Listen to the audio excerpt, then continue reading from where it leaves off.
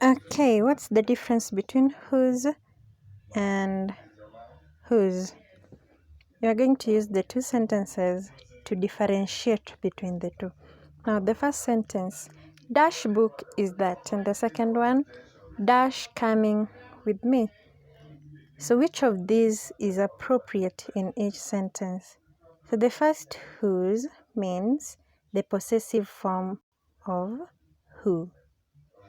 And the second whose means the contraction form of who is. Now, the appropriate answer for the first one is whose, because whose shows possession. In other words, who owns the book? Whose book is that?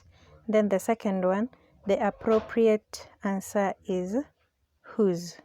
Who is coming with me?